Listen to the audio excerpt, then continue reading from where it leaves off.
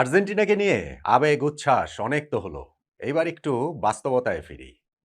এই যে ইংল্যান্ডের বিপক্ষে সেমিফাইনাল খেলছে লিওনেল মেসির দল, লিওনেল স্ক্যালোনির দল, সেইখানটাতে আসলে এই আর্জেন্টিনা কি উতরে যেতে পারবে? আমরা নকআউট পর্বের ৩ টা ম্যাচে আর্জেন্টিনাকে যেমন দেখেছি, তাতে ইংল্যান্ডের বিপক্ষে নিঃসন্দেহে অনেক বড় চ্যালেঞ্জ আর্জেন্টিনার সামনে অপেক্ষা করে আছে এবং আমার একটা আশঙ্কার জায়গা হচ্ছে, আশঙ্কার জায়গা নাও হতে পারে। অবভিয়াসলি এই আর্জেন্টিনার সামর্থ্য তো আছেই ইংল্যান্ডকে টপকে যাওয়ার। অবশ্যই সামর্থ্য আছে ফাইনালে স্পেন আসুক বা ফ্রান্স আসুক তাদেরকে হারানোর। অবশ্যই সামর্থ্য আছে তাদের back to back world cup জেতার। কিন্তু গত ৩ টা ম্যাচে নকআউট পর্বে যে আর্জেন্টিনাকে দেখা গেছে লিওনেল স্ক্যালোনির আর্জেন্টিনা, তাতে আমার মনে হচ্ছে যে কোথাও না কোথাও গিয়ে victim of his own success, নিজের সাফল্যের শিকার না হয়ে যান স্ক্যালোনি তার ওই ট্যাকটিক্যাল পয়েন্ট অফ ভিউ থেকে। সুইজারল্যান্ডের বিপক্ষে এই ম্যাচটাতেও Argentina to some extent lucky ছিল অবভিয়াসলি সেই রেড কার্ডের কারণে, এবং সেই রেড কার্ডটা কেন 100% যৌক্তিক আমি ওইটা নিয়ে একটা বিস্তারিত আলোচনা করেছি। এবং ওইটা যে পুরো ম্যাচের মোমেন্টামটা চেঞ্জ করে দিয়েছে, ক্রিকেটের মতো ফুটবলের টার্নিং পয়েন্ট যেটা, এটার সঙ্গে আর কারো কোনো দ্বিমতের সুযোগই নেই। কিন্তু ওভারঅল আর্জেন্টিনা যেই ম্যাচটা খেলেছে সেইটা এই ওয়ার্ল্ড কাপে প্রবাবলি আর্জেন্টিনার সবচেয়ে poor match. Tactical point of view থেকেও সবচেয়ে পুয়ার ম্যাচ, এক্সিকিউশনের জায়গা থেকেও সবচেয়ে পুয়ার ম্যাচ, এবং যদি ওই লাল কার্ডটা না হতো তাহলে আর্জেন্টিনার জন্য সুইস বাধা টপকে যাওয়াটা আরো অনেক ভীষণ কষ্টকর হতো। কেন আমি এই কথাগুলো বলছি? দেখেন, এই আর্জেন্টিনার সবচেয়ে বড় শক্তির জায়গা কি? Lionel Messi.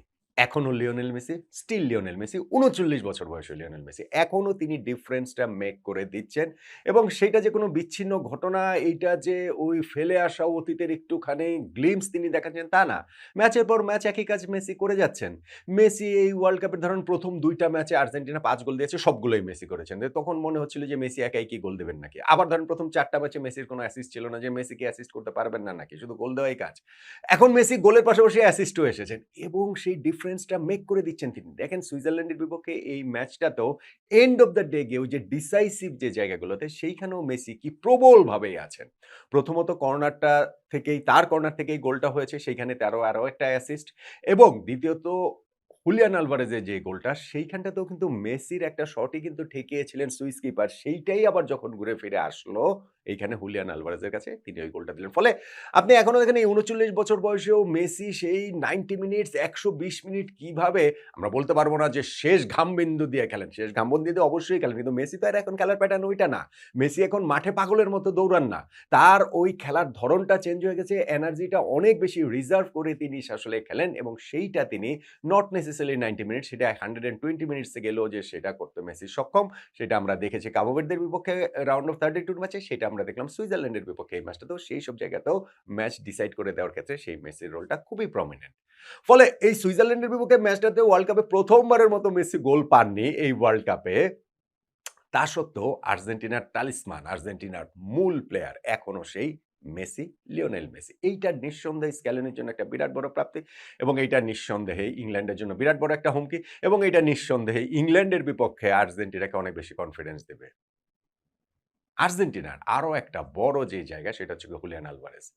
দেখেন, হুলিয়ান আলভারেজ এই ম্যাচে যে গোলটা করেছেন সেইটাই আর্জেন্টিনাকে সেমিফাইনালে তুলে দিয়েছে। লাস্টে তো লাউতারো মার্তিনেজের ওই গোলটা ব্যবধান কেবলমাত্র বাড়িয়েছে, কিন্তু হুলিয়ান আলভারেজের গোল, যারা নট আউট ওমান দেখেন তারা এটা নিশ্চিতভাবেই জানেন যে আমি বেশ কয়েকটা, একটা না, ২ টা না, আমি বেশ কয়েকটা ভিডিওতে বলেছি যে আর্জেন্টিনাকে যদি বিশ্ব চ্যাম্পিয়ন হতে হয় তাহলে হুলিয়ান আলভারেজকে হুলিয়ান আলভারেজের মতো খেলতে হবে। তার জায়গায় তার আসতে হবে। এইটা আর্জেন্টিনা মাস্ট, মাস্ট। এইখানে কোনো এটা নন নেগোশিয়েবল, এর মাঝামাঝি কিছু নাই। সেইটা আর্জেন্টিনার খেলা, তাদের অ্যাটাকে প্যাটার্ন তৈরি করা, অ্যাটাকিং থার্ড এ অনেক বেশি হচ্ছে গিয়ে ওইখানে ওই মোবিলিটি তার, লিওনেল মেসিকে কাভার করা, রান দিয়ে সবকিছু মিলে হুলিয়ান আলভারেজ এই টিমটাতে আসলে আমি বলব যে মেসির পরেই সবচেয়ে গুরুত্বপূর্ণ। অ্যাটাকিং এ তো অবশ্যই, এটা নিয়ে কোনো ডাউটের জায়গা নেই। ফলে আমি অনেকগুলো আলোচনাতে বলেছি যে আর্জেন্টিনাকে বিশ্ব চ্যাম্পিয়ন হতে হলে হুলিয়ান আলভারেজকে হুলিয়ান আলভারেজের মতো হতে হবে। এখন আমি বলব না যে তিনি তার 100% এ এসেছেন। এখনো বলব না যে তার সেই শার্পনেস এর পুরোপুরি জায়গায় তিনি চলে এসেছেন। কিন্তু ভাই, যে গোলটা করেছেন, ও বয়! মানে এইটা তো হচ্ছে গিয়ে মিউজিয়ামে রেখে দেওয়ার মতো গোল। যেই গোলটা হুলিয়ান আলভারেজ করেছেন এইরকম ম্যাচে, এরকম ম্যাগনিচিউড এর একটা ম্যাচে, এইরকম মোমেন্টে, এক্সট্রা টাইমের সেকেন্ড হাফে গিয়ে এটা জিনিয়াস ছাড়া ভাই সম্ভব না। আর এইটা যে হুলিয়ান আলভারেজেরটা হয়ে গেছে বিষয়টা তা না। এইটাই হুলিয়ান আলভারেজ এবং এই হুলিয়ান আলভারেজকেই আর্জেন্টিনা চায় সেমিফাইনাল, ফাইনাল গোয়িং ফরওয়ার্ড এই ২ টা ম্যাচেও এই আলভারেজকেই আর্জেন্টিনা খুব করেছে এবং এইটা আর্জেন্টিনার জন্য নিঃসন্দেহে একটা বিরাট বড় প্লাস পয়েন্টের জায়গা।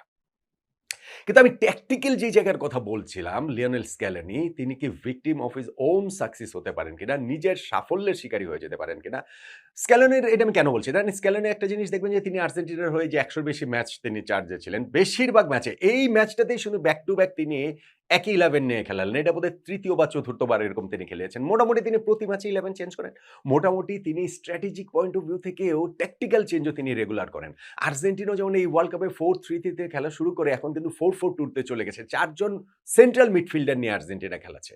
এখন এই ৪ জন সেন্ট্রাল মিডফিল্ডার নিয়ে যখন আপনি ইংল্যান্ডের বিপক্ষে খেলবেন, যেই দলটাতে ডেকলান রাইস এবং এলিয়ট অ্যান্ডারসনের মতো ২ জন এলিট মিডফিল্ডার রয়েছেন। এলিট লেভেলের মিডফিল্ডার, সুপারব সেন্ট্রাল মিডফিল্ডার এবং আপনি যদি এখনকার ওয়ার্ল্ড ফুটবলের কথা বলেন, আপনি টপ 5 এর মধ্যে এই ২ জনের একজনকে রাখতেই হবে। আমার ধারণা টপ 10 এর মধ্যে এই ২ জনকেই রাখতে হবে। এই এলিয়ট অ্যান্ডারসন, ডেকলান রাইস।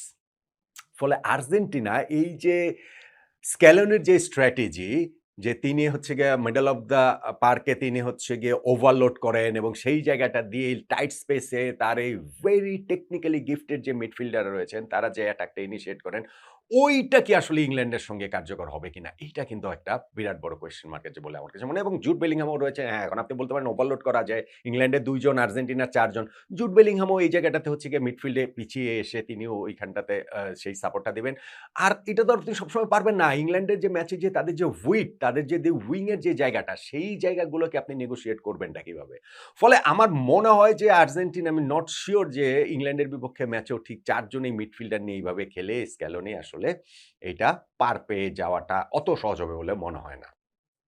দেখেন আরেকটা আমি একটু খুব ক্লিয়ার একটা এভিডেন্ট আপনার দেখাই। গত ম্যাচটাতে সুইজারল্যান্ডের বিপক্ষে আপনি দেখবেন যে তাদের রাইট ব্যাক নাহুয়েল মলিনা অনেক বেশি তিনি কিন্তু অ্যাটাকে জয়েন করেছেন, অনেক বেশি উপরে উঠেছেন। এমনকি তার গোলকিপার এমিলিয়ানো মার্টিনেজ এখান থেকে ডিরেক্ট শট করছেন মলিনাকে। এই একেবারে সুইজারল্যান্ডের হাফের মাঝ বরাবর পর্যন্ত তিনি এখানটাতে চলে গিয়ে পাস রিসিভ করছেন। এই ঘটনা আমরা দেখেছি ১ বার ২ বার না বহুবার আমরা দেখেছি।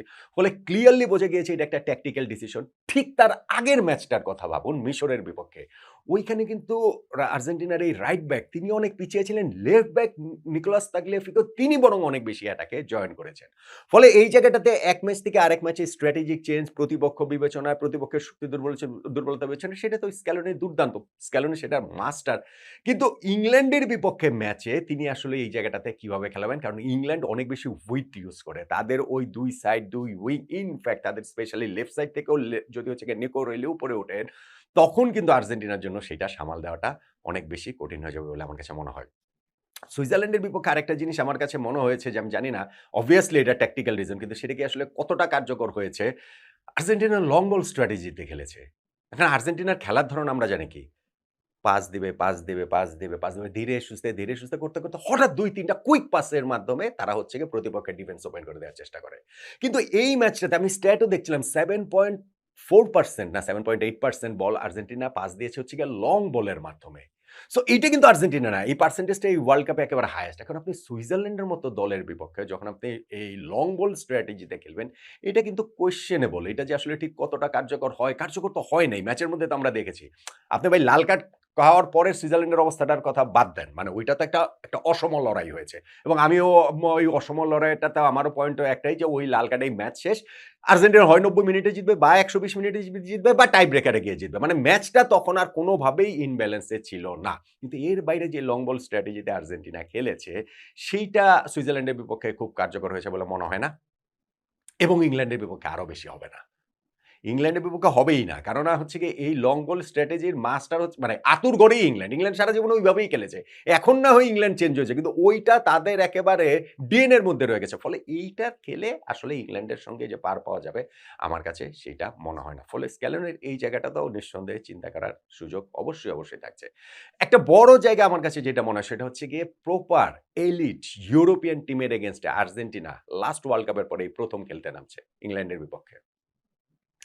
আর্জেন্টিনার পার্টটা যদি লেটস সে স্পেনের মতো হতো, যেইখানে স্পেন রাউন্ড অফ 16 এ পর্তুগালের মুখোমুখি হয়েছে, কোয়ার্টার ফাইনালে তারা বেলজিয়ামের মুখোমুখি হয়েছে, ২ টা এলিট ইউরোপিয়ান টিমের মুখোমুখি হয়েছে। তাহলে কিন্তু আর্জেন্টিনার জন্য কাজটা আরো অনেক বেশি কঠিন হতো। এখন দেখেন আর্জেন্টিনার তুলনামূলক সহজ হয়েছে কারণ গত ওয়ার্ল্ড কাপের পর থেকে আর্জেন্টিনা একটা ইউরোপিয়ান টিমের এগেইনস্টও খেলে নাই আনটিল এই বিশ্বকাপ শুরুর আগের প্র্যাকটিস ম্যাচটাতে আইসল্যান্ডের বিপক্ষে তারা খেলেছে, যে আইসল্যান্ড ওয়ার্ল্ড কাপেই কোয়ালিফাই করতে পারেনি। ওয়ার্ল্ড কাপে এসে তারা ২ টা ম্যাচ খেলেছে অস্ট্রেলিয়ার বিপক্ষে গ্রুপ পর্বে এবং এই যে সুইজারল্যান্ডের বিপক্ষে তারা খেলো। এখন একদিক থেকে সুবিধা যে আর্জেন্টিনা ইউরোপিয়ান টিমের এগেইনস্টে রিদমটাও তারা আস্তে, আস্তে তুলনামূলক সহজ থেকে কঠিন দলের দিকে যাচ্ছে। এটা আর্জেন্টিনাকে হেল্প করছে। কিন্তু ইংল্যান্ডের বিপক্ষে খেলা মানে একেবারে ডিফারেন্ট বল গেম। ফলে ওই জায়গাটাতে আর্জেন্টিনা আসলে স্ট্রাগল করতে পারে। আর্জেন্টিনার সেই স্ট্রাগল করার আশঙ্কার জায়গাটা আসলে রয়েছে। আরেকটা যে জায়গা সেটা হচ্ছে গিয়ে টায়ার্ডনেস। টায়ার্ডনেস। ভাই আর্জেন্টিনার এই দলটা মোটামুটি গত বিশ্বকাপেরই দল। এই দলটা খুব বেশি হচ্ছে গিয়ে ফ্রেশন আপ করা হয়েছে বিষয়টাকে আমরা সেভাবে বলতে পারব না। গত ওয়ার্ল্ড কাপের ১৭ জন রয়েছেন। 11 এর কথা বললেও মোটামুটি ৯-১০ জন তো গত ওয়ার্ল্ড কাপের সেই 11 ই খেলছেন। অ্যাপার্ট ফ্রম ডি মারিয়া আসলে পুরো ওয়ার্ল্ড কাপের স্কোয়াডটাই, ওয়ার্ল্ড কাপ টিমটাই আর্জেন্টিনা খেলাচ্ছেন। সেই আর্জেন্টিনার গত ৩ টা নকআউট ম্যাচটা কিরকম মানে হচ্ছে গিয়ে শুধু ফিজিক্যালি নেওয়া না, মেন্টালিও তাদের কাছ থেকে নিয়েছে। আপনি দেখেন যে কাবো ভের্দের বিপক্ষে তারা 90 মিনিটসে জিততে পারেনি, এক্সট্রা টাইমে গিয়ে জিতেছে। মিশরের বিপক্ষে তারা ৭৯ মিনিট পর্যন্ত ২-০ তে পিছিয়ে থেকে তারপরে গিয়ে তারা 90 মিনিটসের মধ্যেই মানে নির্ধারিত সময়ই তারা জিতেছে ওই ১৩ মিনিটের ম্যাচে গিয়ে। এবং এই সুইজারল্যান্ডের বিপক্ষে তারা ১০ জনের সুইসদের শেষ ২০-২৫ মিনিট পাওয়া সত্ত্বেও উইনিং গোল আদায় করতে পারেনি। তারা এক্সট্রা টাইমে গিয়ে জিততে হয়েছে।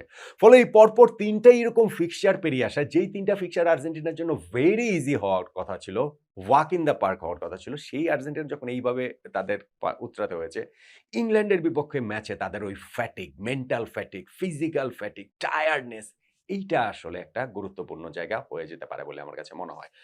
ইংল্যান্ডেরও এটা হয়েছে। মানে ইংল্যান্ডও যে নকআউট পর্বের ম্যাচগুলো তারা খুব সহজে পার পেয়েছে বিষয়টা তো তা নয়। ইংল্যান্ডও এই জায়গাটাতে তারা কঙ্গোর বিপক্ষে পিছিয়ে থেকে তাদের জিততে হয়েছে। মেক্সিকোর বিপক্ষে ম্যাচটাও তারা আসলে খুবই, খুবই কষ্ট করে জিততে হয়েছে এবং সেই ম্যাচটাও হচ্ছে গিয়ে ফিজিক্যালি মেন্টালি অনেক কিছু নেয়ার মতো। আর এই লাস্ট যে ম্যাচটা কোয়ার্টার ফাইনাল ম্যাচটা সেই ম্যাচটাতেও কিন্তু ইংল্যান্ডকে জিততে হয়েছে সেইটাও এক্সট্রা টাইমে গিয়ে।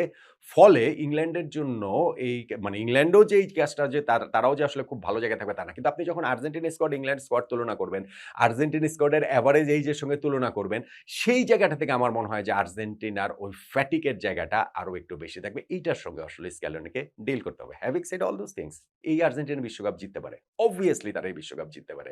অবভিয়াসলি তারা ইংল্যান্ডকে হারাতে পারে। ফাইনালে ফ্রান্স বা স্পেনকে তারা হারাতে পারে। কিন্তু এই যে ফ্যাক্টর গুলোর কথা আমি বললাম, আমি জানি না ঠিক যে লিওনেল স্ক্যালোনি ইংল্যান্ডের বিপক্ষে ম্যাচে তার টিমকে কোন ফরমেশনে মাঠে নামাবেন, কোন স্ট্র্যাটেজিতে খেলাবেন। তবে সুইজারল্যান্ডের বিপক্ষে ম্যাচটা টু সাম এক্সটেন্ট অনেক দিক থেকেই, টু সাম এক্সটেন্ট না, অনেক দিক থেকে আর্জেন্টিনা আসলে লাকি। কেননা ওই রেড কার্ডটা না হলে আর্জেন্টিনার জন্য এই ম্যাচ উতরানোটা যত কঠিন হয়েছে তার চেয়েও আরো অনেক বেশি কঠিন হতো। কিন্তু এলিট যে টিম, এলিট যে কোচ, যার হাতে এতগুলো এলিট প্লেয়ার রয়েছেন, তারা তো এই চ্যালেঞ্জের জায়গাগুলোতেই থ্রাইভ করেন। এই চ্যালেঞ্জটা তো উতরানোই তো হচ্ছে গিয়ে বিশ্ব চ্যাম্পিয়নদের হলমার্ক। এবং এই আর্জেন্টিনা যেহেতু ৪ বছর আগে একবার বিশ্বকাপ জিতেছে, তারা নো হাউটা অন্য যে কারো চেয়ে ভালো জানে। যে কারো চেয়ে ভালো জানে যে এই পরিস্থিতিগুলো থেকে কিভাবে উতরে যেতে হয়। ফলে সেইগুলো উতরে যেয়ে ইংল্যান্ডের বিপক্ষে ম্যাচ জিতে ফাইনাল খেলা এই আর্জেন্টিনার পক্ষে সম্ভব। ভীষণ রকমেরই সম্ভব। সেইটা গত ৩ টা ম্যাচ আর্জেন্টিনার জন্য জেতা যত কঠিনই হোক না কেন। লিওনেল মেসি এবং আর্জেন্টিনার আরেকটা বিশ্বকাপ জয়কে তাই রুলড আউট করে দেওয়াটা স্রেফ বোকামি ছাড়া আর কিছু না।